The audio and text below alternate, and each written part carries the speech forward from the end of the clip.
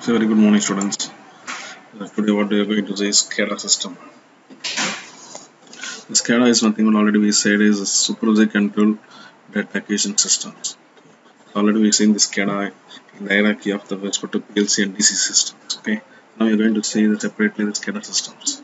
Scada it's enables an operating location central to widely distributed process. That means, say if the plant is located in different remote areas, so you have to connect all the remote area plants in the common central center. It's in one server. Yes, we can connect all the remote panels, all the remote terminal units. It's called as the plants. Different plants located in different geographical areas. We can connect in a single server, and we can monitor the. We can acquire the data from the server, and if it's going beyond the limit, the human operators have the rights to control the process from the single stage. Okay. That means a human operator can locate in anywhere, in any geographical area, and as a human operator, you can able to control the entire process, which is located in different geographical areas. Okay, so where we are using this SCADA system means in oil and gas plants, pipeline systems, irrigation systems, and to change the point. That means to make the points, or to open the valves, or to switch on the valves, or to switch on the switches, or to monitor the process, also to gather the information systems. If you take the oil and gas plant, what happens? We have so many sub processes are there in the system. Okay. So what is sometimes in some areas, some systems, in hazardous areas, as operators cannot enter and cannot monitor what's the process going on. Okay. So in such areas, what happens if we go in such areas, we can monitor the each and every subsystems. For example, if you're having around 1,000 valves in the boilers, we have monitored each and every valves, okay, with respect to the process of SCADA systems. Okay. If you take a nuclear power plant, what happens? We cannot able to, as a human operator, are not having the rights to enter into the process of the bombarding the neurons. Okay, so what happens? That's very difficult. We monitor the process from in the local station. Okay, what happens? So we are having so many sensors and actuators. With the sensors and actuators, we are interfacing the remote terminal units, and we can monitor the process with respect to that the real-time process. Okay, with the help of the SCADA systems. So what happens here? SCADA is a supervisor control data acquisition system. We can monitor the process, widely distributed process in a single area, and also to gather information. If anything goes beyond the limit, as an operator, as a human machine interface, you can through human interface as operator through human machine interface, you can control the process. What's the benefits of SCADA system is as I already said, the process is very large, hundreds or even thousands of kilometers from one end on. It's controlled. We can monitor, process, and control. Okay, from the with respect to the not limited distance, we can control the thousands. We can plan from one location to another location. Okay, the plant is located in around 1,000 kilometers from the centralized station. Yes, it's possible. Okay, that's the thing you're saying. The process is very large, hundreds or even thousands of kilometers.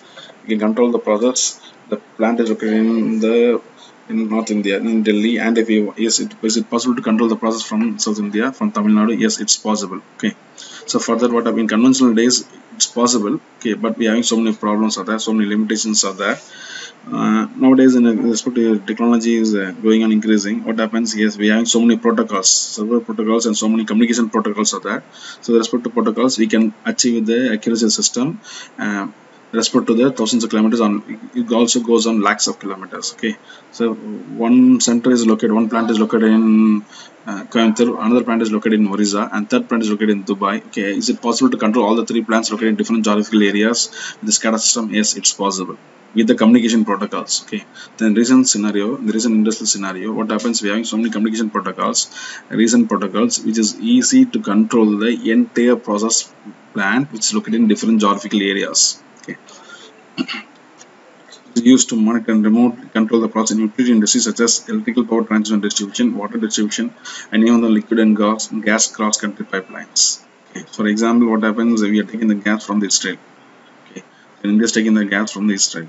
Okay. Through Pakistan pipe, through Pakistan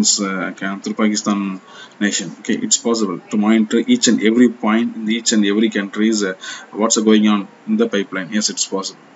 Okay, is possible. Okay, so that's a achievement of the SCADA systems. Okay, in modern day industries, what happens nowadays in modern days also we are using SCADA in environmental monitoring, water uh, wastewater treatment plant, also in cell phone tower monitorings. Going to electrical power transmission distribution, yes, electrical power distribution transmissions, we are having so many grids in so many substations. Okay, so what happens if you take one station, the one station in one station in the means the localized area around 100 areas coming under one local substation. Okay, as like that, so many three or two or three villages coming under one station, another two or three villages coming in one station. Okay, so two or three villages is monitored by one station, another two or three villages monitored by one station, another two or three set of villages monitored by one station. Okay, so that's we can say that it's a substation. All the substations will be linked to one station, and from the station we can monitor what's going on in the each and every villages in process of the each and every villages. Okay, and so if it goes beyond the target level, the substation have to control the process. If not possible, yes, the main substation try to control the process without the knowledge of the substation. Okay, so this is a hierarchy, this is a process, what's happening, what's achieved in SCADA. Okay, the SCADA is nowadays used in the waste water treatment plant also, and cell phone tower monitoring. So if you come into the generations, there are three generations of SCADA systems. First generation, monolithic, and second generation is the distributed, and third generation is the networked. So if you come into first generation, yes, in the first generation computing, that means the major thing is what happens the first generation, what is the conventional area in conventional here, in the conventional scenario, what happens, we have to connect the SCADA with the remote terminal units with the wired cables, okay, with the wide area networks. But what happens is all the remote terminal units have to connect with the one master station. We are having only one master station, and that's also what happens, the distance is very limited. Distance is very limited. The network does not exist at the time SCADA was developed. That means we come into the previous areas, what happens, we are not having the local area network, we are not having the communication internet protocols. So what happens, we have to connect all the remote control unit to the LAN systems, okay, without any internet, without any advanced connectivity. So what happens, we have to connect one SCADA or master station with 3 or 4 process through remote terminal unit 1, 2, 3 through wide area networks. Okay, so for example, it's a wired network. Okay. So, and also what happens, we have to propose this first generation SCADA network to certain limit for 50 kilometers or 20 kilometers or 30 kilometers. Okay, so if you're having a cement industry or any paper industries, we have to monitor the entire entire sub process. Yes, we can propose SCADA, but if you having three cement industries in different geographical areas, I want to monitor all the three substations with one master SCADA. Okay, it's not possible in the conventional scenario. Okay, but in recent scenario, yes, it's possible. But in conventional here, what happens? It's not possible. So what happens here? SCADA is connected to remote terminal 1, 2, and 3. What happens? They transfer the data to the SCADA system within certain limit. Then certain limit means within certain distance. Okay, through the wired systems. That's it. And finally, in first generation SCADA system was redundant since the backup mainframe was connected to the bus level and was used in the event of failure of the mainframe. And finally, we are also having a backup, that means backup for the mainframe computer. If anything has happened, we can recall the data from the backup frame, that is a backup mainframe systems.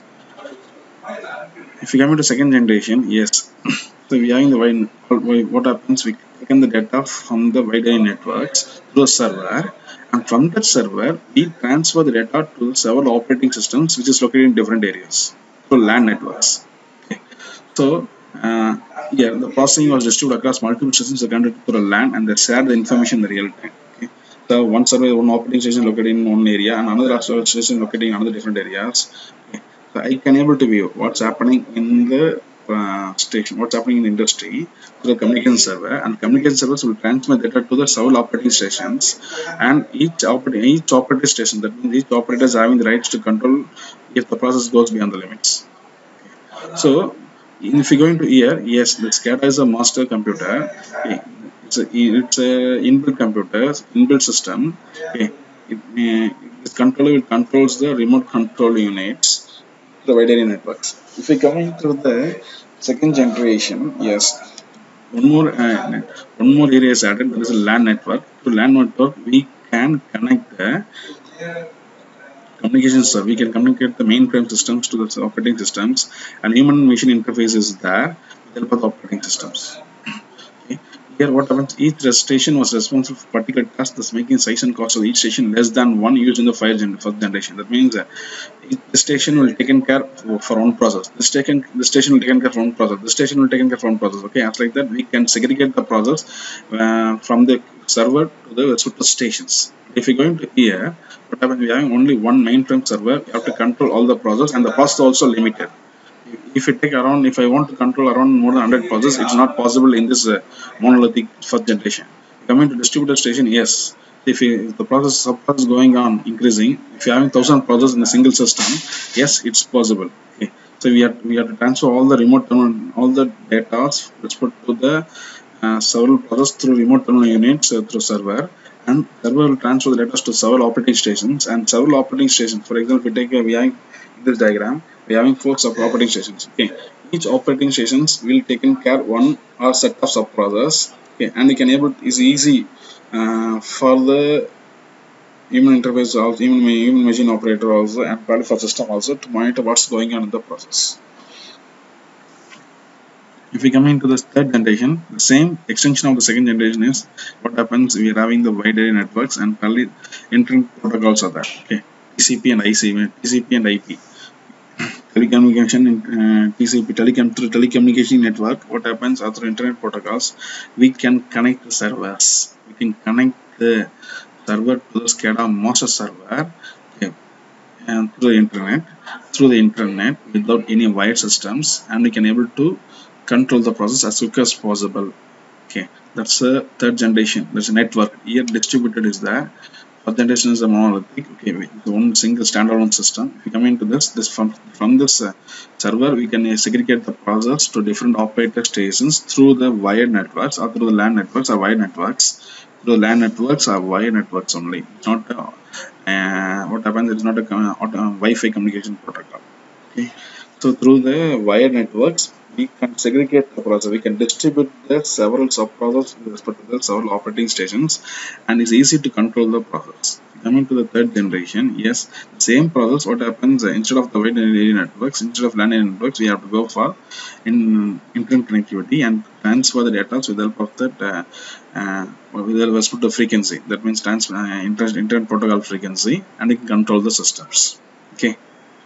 So coming to the layers of Scada, we have 5 layers. First one is a hardware layer, that is a field, always consists of field units, okay, field devices. Coming to second layer, distribution layer. Third one is communication system. Fourth one is system level, and fifth one is application layer. Okay. Coming to first layer, hardware layer, what happens? We are having the real-time sensors and actuators to transfer the data from the real-world process to the data gathering. Okay. So what happens? We are having sensors and actuators. Okay.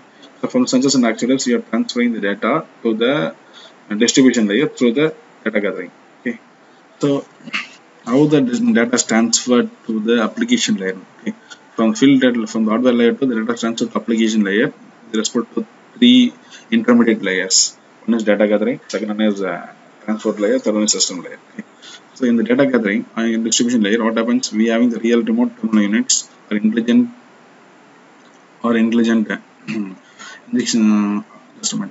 intelligent electronic devices or PLCs, okay, or some control units. Okay, you can say that here we say that PLCs. Okay, data gathering. So data gathering will be happened will be having 3 or 4 devices: remote terminal unit, intelligent electronic devices or PLCs will taken care to transfer the data from the real-time sensors to the transport layer.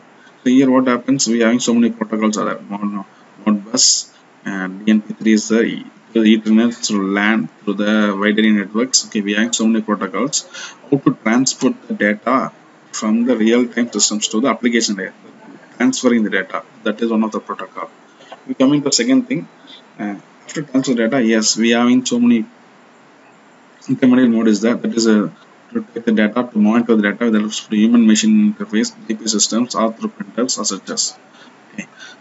Apart from that, so if I want to transfer data from the this data to the server. Okay, these two are monitoring purpose, and these two models are uh,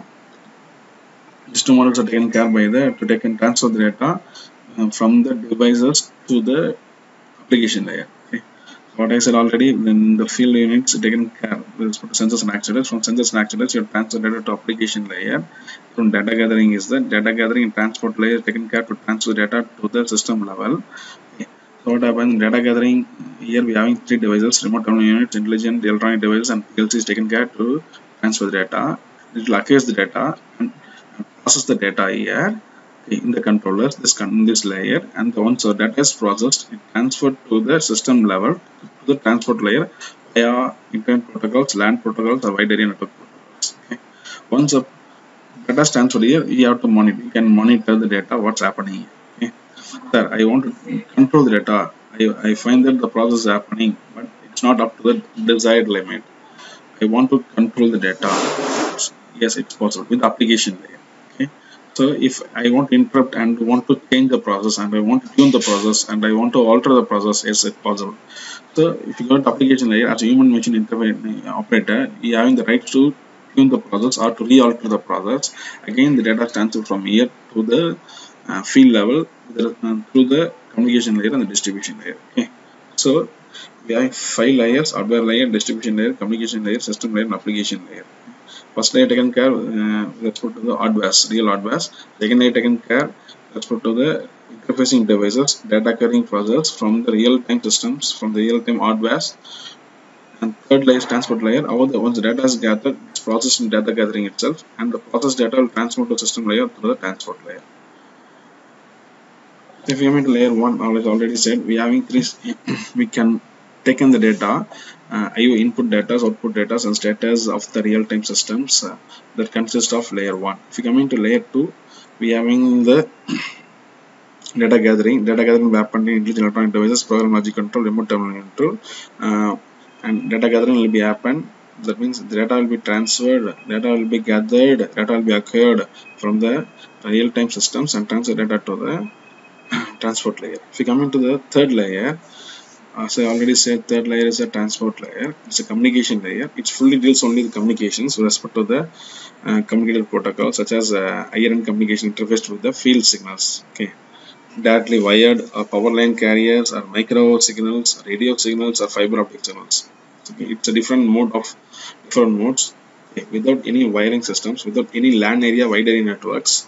Sometimes we need a LAN and wide area networks. Okay. Sometimes without LAN area wide networks to transfer data respective to frequency, radio frequency, or fiber optical systems. Yes, it's possible. Okay. The third layer taken care of is with the communication modes.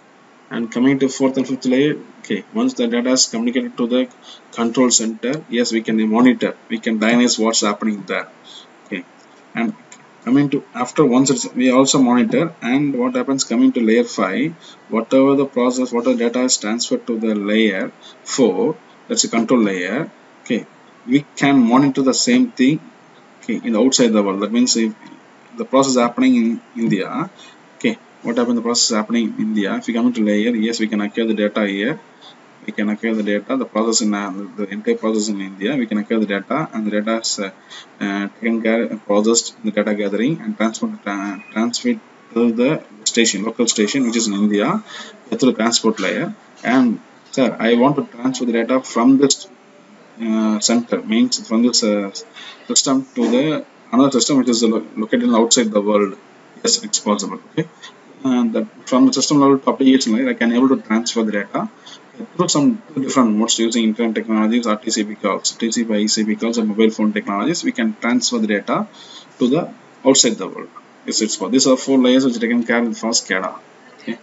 Actually, Scada generally performs 4 functions majorly. One is data acquisition, network data communication, data presentation, and control. What I said, it's all the 4 layers coming into these 4 functions: data clearing, data gathering, communication layer, data presentation. That means we can view the data, and if we find that I want to refit the data, I want to re-alter the systems, control layers will be there. Okay. Control functions will be there. Okay. So this all the functions will be performed with the Scada components. What are Scada components here? sensors and control layers for field devices, remote terminal units for communications for data gathering, Scada master units, uh, Scada master units for data presentations, and communication networks. Okay, what I said, fiber optics or any other layers, any other mode of any other protocols, for communication protocols are needed. Okay. These are four major components which is needed for Scada to perform these four functions. Okay. Coming to architecture of Scada, we have so many architectures. We're going to see the simplified architecture of Scada. So what happened here? We having the plant 1, plant 2, plant 3, which is located in different geographical areas. Okay. So through the IO hardwares, we are transferring the data to the remote terminal units. Okay. There's remote terminal unit is located in, for example, in India, and the remote terminal unit is located in another Dubai, and remote terminal unit is located in the US. Yes. What happened? This plant is located in one geographical area, second geographical area, third geographical area, and remote terminal unit is located in, let's put the corresponding geographical areas, and remote terminal is taking transfer the data from the plant to the computer control unit through a communication network. Okay, so we have a central computer system is there. Okay, and coming to second, a field located remote measurement control unit called remote terminal. That's a separate computer. Okay, so that's a separate computer. It's located in the plant itself. Okay, we can say that is a slaved processor, or what happened is a baby processor. Okay, that's called as remote terminal unit or PU. And coming to wide area communication network, that's one of the important components in the Scada. It transfers the data from the remote terminal unit to the slave processor to the main processor. Okay. To the telephonic internet or intranet, to LAN networks, wide networks, what are fiber optical networks also used to integrate the multiple equipments, multiple remote terminal units to the central computer for data transfer. Okay. In the central computer interface, we are also having the options for operating consoles. Monitor what's the process going on, and if any human interface is needed, yes, it's possible. Through the operating consoles, again, the data will be transferred to the plant to IO cards with the help of the remote terminal units and the communication networks. This is a simple architecture of the Scada. What is the core functionality of Scada systems? So, what is a major functional Scada system means? It acquires the data from the real world through the RTU. Okay. Second is processing once the data is acquired, processing the data and transferred to the corresponding locations through communication protocols. That's the thing we are saying. Processing the field data to detect alarms and other significant process changes. And finally, we are also having the option, if it is a Scada, as a human operators, in the operating console, we can able to view that is a graphical user interface software, and we can able to find out what's happening in the process in several sub-processes. Okay. So, and finally, we can able, as a human operators in the operating console, we can able to monitor what's the process going on and diagnose the systems and take the correct actions. Okay. And finally, we can have the historical data. That means we can have the data for past 10 years or 20 years. Okay, and we can, if data is missing, it's easy to recall the data. Okay, that's possible. That's also possible in Scada, and it's also integrated with management information systems and supply chain management. Okay, it's also management information system means it's integrated to management information systems, and management information system means the management information system means the management is top level management is monitoring. Top level management is monitoring.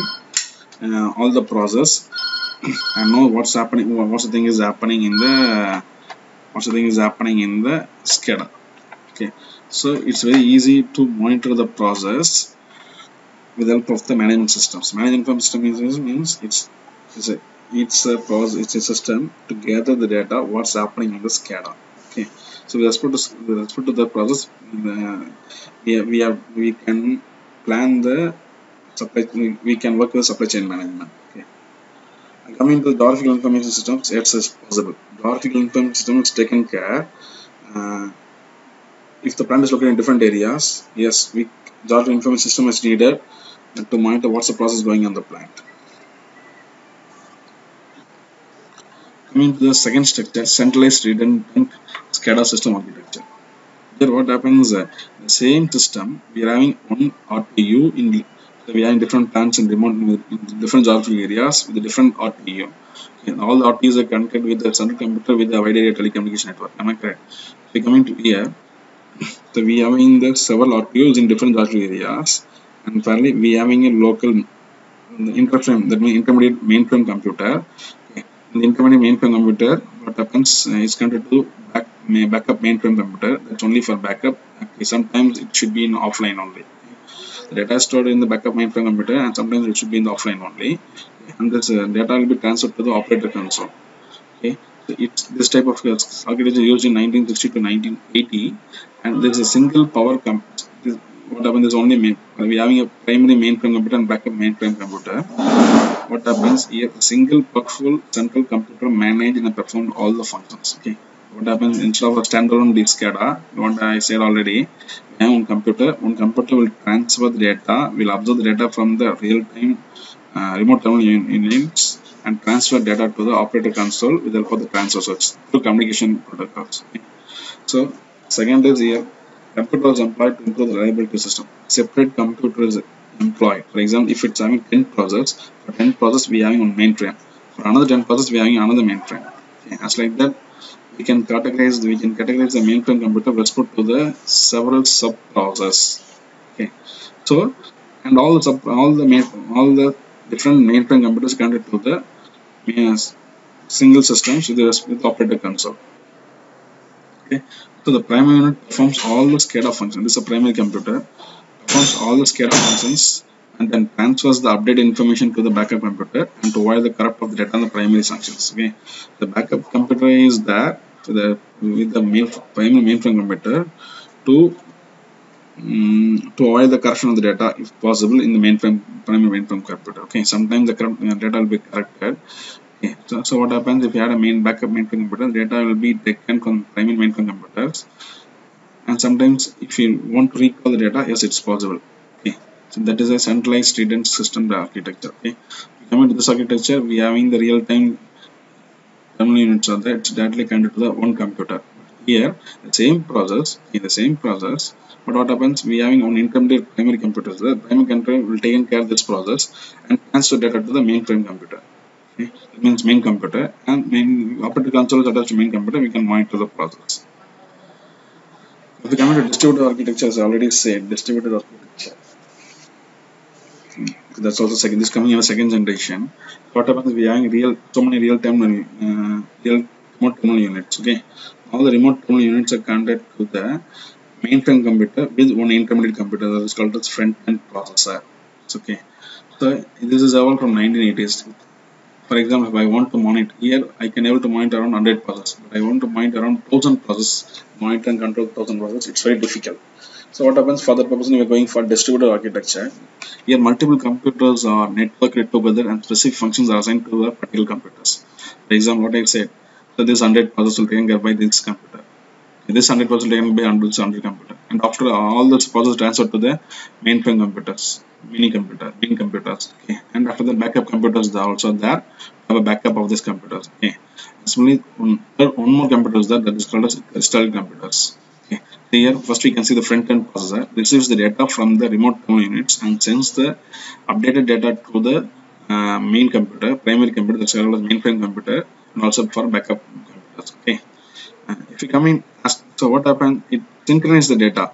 So as like we are having five processors, front-end computers. All the front-end computers will transfer the data to the main computer.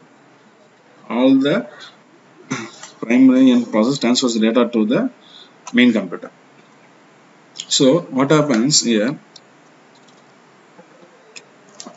We have a front-end processor, primary computers, and external computers. Okay, so primary computers will taken care. Primary computers will taken care.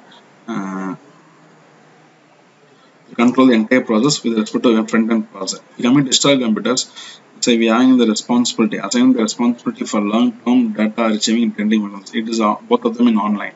Okay, if I want to take the data, if I want to recall the data without disturbing the process in offline, means that's a digital data. Okay, once the data entered here, process data entered here, whatever all the data will stored in the computers and backup computers and also on the historical computers. Okay, so both of them in online. Okay, if this systems fails, automatically this computers will comes as a main processor. Okay, so what happens? The process is still going on, and the process will not be stopped in any circumstances. Okay. If the another third backup is there, it should be in offline. All the data should transfer here, and if it should be offline. Okay, what happens? We can take the data from here.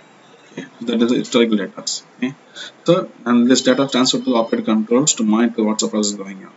This is a distributed process. For 100 system, for 100 RTUs, we taken one front-end processor. For another 100 RTUs, we taken another one front-end processor. All the front-end processors are distributed, are interconnected to the mainframe computer with the backup computers, and both of them are online. Okay. If this system will not start to work properly, and the systems will come to picture in picture. After that, the systems will also update the data. What's the process happening? What's happening here? And it's in offline mode. It should be online for update the process. And if you want, we can take the data from the storage devices from the historical computers without disturbing this process. That's a distributed architecture. If coming to client server Scada architecture. From 1990s, this architecture is proposed, and there's this iron configuration. It's having a powerful 64-bit processor and transmission control. That means transmission control protocol or internet protocol. What I said, TCP protocol, ICP protocol, networking technology with high-speed internet. Okay. So what happens? We can say the systems are fault-tolerant systems and combined to the main two architectures: distributed architecture and general architectures. Here, what happens? Each and every SCADA we having we having a SCADA. Okay. So we having remote terminal units. All the remote terminal unit signals from the real process will transfer to the servers, telecom servers. Means, we having servers. Let's put this remote terminal units. Having this remote terminal units. If this is located in India, if this is located in China, if this is located in Japan, if this is located in Russia. Okay. We having a server. We having a node. We having that servers. We having the computer, or we having a server. Okay. This data will transfer to the Indian server. This data will transfer to the China server. This data will transfer to the Japan server. This data will transfer to the Russian servers. Okay. Then all the servers through the communication protocols. Okay. Then after all the servers will sync together and transfer the data to the multiple servers which is located in the common point. Okay. So this is the server is located in the corresponding geographical location, and this data from the corresponding geographical location will transfer to the common multiple servers. Okay, so what we are saying, we are having 4 multiple servers. If you are having 8 telecom servers, individual servers, okay, we need 4 servers. Okay. For example, we have seen the 4 multiple servers. Okay, we are having n number of processors. Okay. If you take the India, we are having around 1 lakh subsystems are there. If you take China, we are having 1 lakh systems here. If you take this third process, we are having around 1 lakh subprocessors are there. Okay. So as like the 1 lakh subprocessors, what happens? We are having a different separate servers for each and every geographical locations, and servers will take care to transfer the data. Apart from that, we are having a system to monitor the process. But here we are not discussing the system. Let's put to monitor the process. Here we are discussing about the client server architecture. That means so here is located. This server RTUs will taken care of around 1,000 process or 1 lakh process. This RTU taken care of 1 lakh process. Okay. So all the process data will transfer to this server. And this process data will transfer to this corresponding servers. This process data will transfer to corresponding servers. This process data will transfer to corresponding servers. Okay. So we are having so many servers. Okay. Local servers, or we can say systems. Okay. We can also there's also system. Mainframe system with respect to this RTU. Mainframe system with respect to this RTU. Mainframe system with respect to this RTU. Mainframe system with respect to this RTU. Okay. All the servers will transfer the data from this real time into the multiple servers. Okay. So here multiple servers are there, and the data from the corresponding geographical telecom servers or corresponding geographical mainframe computers, and process the data and transfers the data to the operator station, which is located in different areas. Example, what I am saying, that this plant is located in India, this plant is located in China, Russia, and Japan. Okay. So we are having different individual servers. The individual servers taken care process the data and transfer data to the multiple servers. This multiple servers located in one location, in common location is called as, we can say that this is India. Okay. So this multiple servers located in common location. All the data is dumped here, come and processed here, and the data will be transferred to the several workstations which is located in different geographical areas. See, so this is located in different areas. Okay. All the process data will taken care from here and transfers data to the multiple servers which is located in common area or which is located in different areas. Okay. So for example, this is located in India, Japan, China, and Russia. we have separate servers. The separate servers will transfer the data to the common server which is located in India. Okay. From India, I am transferring the data to the different client operator workstations. For example, this is located in India. This is located in another South Arabia. Located in UAE. This is located in London. This is located in some other nation. But the process is located in some other geographic areas. Okay. Understand not? So the process is happening on geographic area. Okay, and transferred to the main server to the local servers, and from the main server the data are transferred to the different workstations which is located in different geographic areas. Okay, so in that it's located in different geographic areas. In the geographic areas we are not having the process plan. See how the data are transferred. Okay, how the data are transferred respect to communication protocols. That is the advantage of the recent technologies. What happens, we can transfer data respect to communication protocols, distribute the data as quickly as possible. Okay. So it's located on one geographic location, and it's located in another geographic location, and it's located in another geographic location. So we have to transfer data from local geographic station, from one geographic station to second to third. Okay. As quick as possible through communication protocols. Okay. That's possible. Yes, it's possible. Okay. So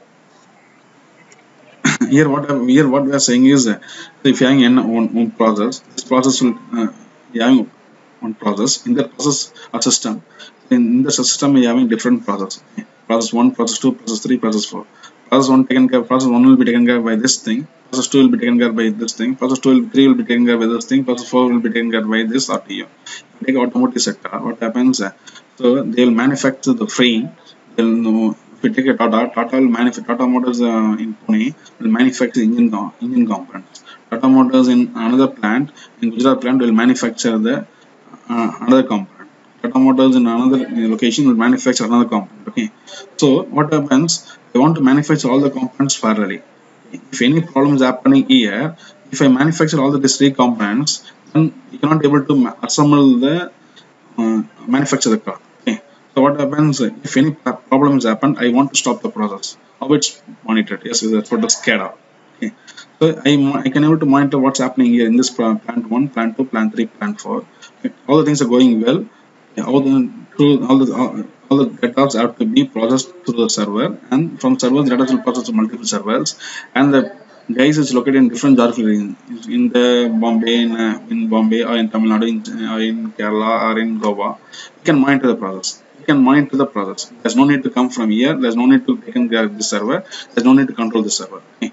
He's located in different stations. He can track the data from server, and he find what's the process happening or not. Okay. If any process is not happening properly, what happened? The remaining process happening properly, then there's no need to, nothing is there.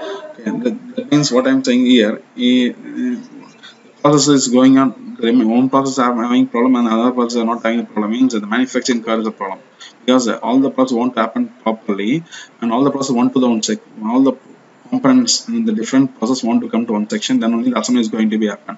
Okay. If one process not happened properly, all the remaining three components from the different process stations comes to here. What happens if this product is not happened properly, and this product is not manufactured properly, and if this product not come to this manufacturing station, then what happens? Okay, manufacturing car is waste. So so only we are proposing the distributed client server Scada architecture. Okay. We are having different processes located in different geographical stations. Each has RTOs having on servers. That servers will taking care to transfer data from the RTOs to the multiple servers. On that multiple servers, okay, we can track the data, and we can monitor data, and we can troubleshoot, and we can diagnose the data that is happening properly or not. Okay, and if needed, we can go for troubleshooting. Okay, that is called as a client server Scada. If we coming to the next slide, real-time remote terminal unit hierarchy using master and slave protocol combination. It means what I am saying that here remote call itself. Here what happens? Remote terminal is connected to the server, corresponding servers through the LAN area networks or wide area networks. From that we can transfer from here the data transferred to the fiber optic communication cables or some other cables, telephone frequencies, radio frequencies. But here if we coming to here, okay, the real-time unit interface itself. Okay, what this picture shows that the real-time remote terminal unit is also interfaced with that server or computer. Okay, with the Wi-Fi mode or with the radio frequency mode or with the fiber optic communication mode, not with the local area network or wide area network. Okay, see how the technology is going and how is going and increasing. You can find out so many remote terminal units are in different locations. Okay. So for example, I am having the plant in Chennai, I am having a plant in Vellore, I am having the plant in Bangalore. Is it possible to connect all the three remote terminal units with one computer with one master slave report with help of the Wi-Fi, with help of the frequency communication protocols? Yes, it's possible. Nowadays, the technology is also going increasing. Why unnecessarily wasting the one slave computer with respect to each and every remote terminal unit? If you are having high and iron configuration slave ports, yes, it's possible to connect all the remote terminal units with the frequency with the communication protocols to one slave computer. If you take another slave, another slave also, here we indicate, here indicates is a master port, but considering this master port as one more slave port, the one more slave port will take care of all the three remote terminal units with respect to communication protocols. So here we are having transmitter, we are having the receiver, we are having transmitter, receiver. Each remote terminal units having the transmitter with the receiver communications. Okay. What happens? There is no need to go for the wired communication network. Instead of wired communication network, we have to go for the transmitting the signals as quick as possible with respect to transmitter receiver protocols, and we can transfer data to the this port, this master port or slave port. Okay, and from here data is transferred to the Scada systems. It's possible. That's called as remote terminal unit hierarchy with the master and slave protocol combinations. Okay, so what we are saying is, once again repeating the slave, we are having the remote terminal units in different locations. Okay, what I said previously, we are having the remote terminal units in different areas. Each server we have to connect to the each remote terminal units. Okay.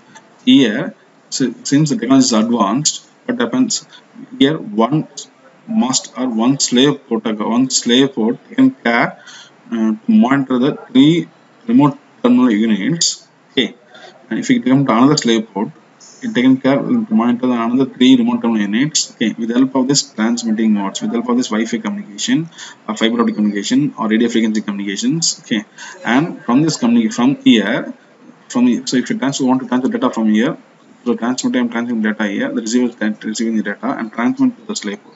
Similarly, similar parts also going to happen from this remote terminal. Okay, this master port will synchronize all the data simultaneously and transmit data to the SCADA system.